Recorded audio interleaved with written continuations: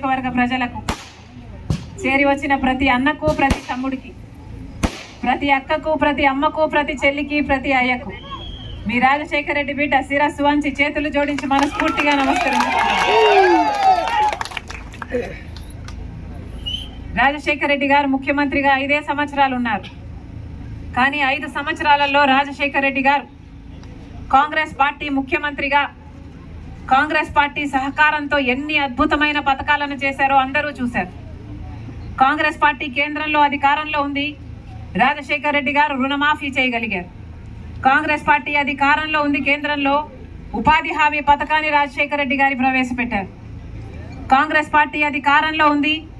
ఎన్నో అద్భుతమైన కార్యక్రమాలు, రుణమాఫీ అయితేనేమి, ఫీజు రీయింబర్స్మెంట్ అయితేనేమి, ఆరోగ్యశ్రీ అయితేనేమి, జలయజ్ఞం అయితే ఏమి, 40 లక్షల మందికి పైగా వచ్చిందన్న స్పెషల్ స్టేటస్, ప్రత్యేక హోదా వచ్చునుంటే మన రాష్ట్రంలో నియోజకవర్గానికి కనీసం రాజశేఖర రెడ్డి గారు ఉంటుంటే ఎప్పుడో అయిపోయాయి. ఇలా ఒక్కటంటే ఒక్కటికి కూడా అభివృద్ధికి నోచుకోలేదు మన రాష్ట్రం.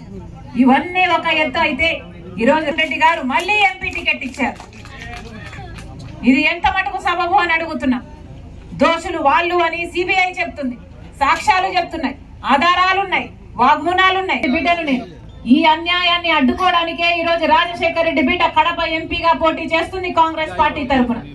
మళ్ళీ హంతకులు గెలవకూడదని, మళ్ళీ హంతకులకు చట్ట సభలకు వెళ్ళకూడదని రాజశేఖర రెడ్డి బిడ్డ ఈ నిర్ణయం తీసుకుంది.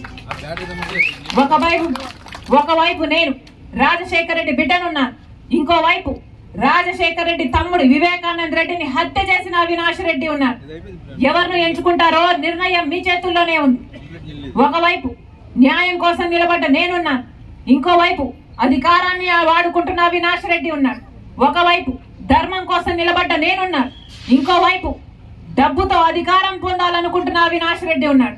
ఎవరిని గెలిపిస్తారో నిర్ణేతలు మీరే. ఒక్కసారి ఆలోచన చేయండి. న్యాయం అన్నది గెలవాలి అంటే ప్రజలు దాని పక్షాన్ని నిలబడాలి. మీ భవిష్యత్తు బాగుండాలి అంటే కాంగ్రెస్ పార్టీ అధికారంలోకి రావాలి. రాజశేఖర రెడ్డి బిడ్డగా కాంగ్రెస్ పార్టీ తరఫున ఎంపీగా పోటీ చేస్తున్న నన్ను ఆశీర్వదించండి. అలాగే బద్వేల్ నియోజకవర్గం జ్యోతమ్మ స్థానికురాలు, మీ దగ్గర ఉండే మనిషి, మీకు సేవ చేయాలనుకుంటున్న మనిషి, ఆశీర్వదించాలని, గొప్ప మెజారిటీతో గెలిపించాలని రాజశేఖర రెడ్డి బిడ్డ శిరస్సు వంచి చేతులు జోడించి మనస్ఫూర్తిగా కృతజ్ఞతలు చెప్పుకుంటుంది. హస్తం గుర్తుకే, హస్తం గుర్తుకే, హస్తం గుర్తుకే. జోహార్.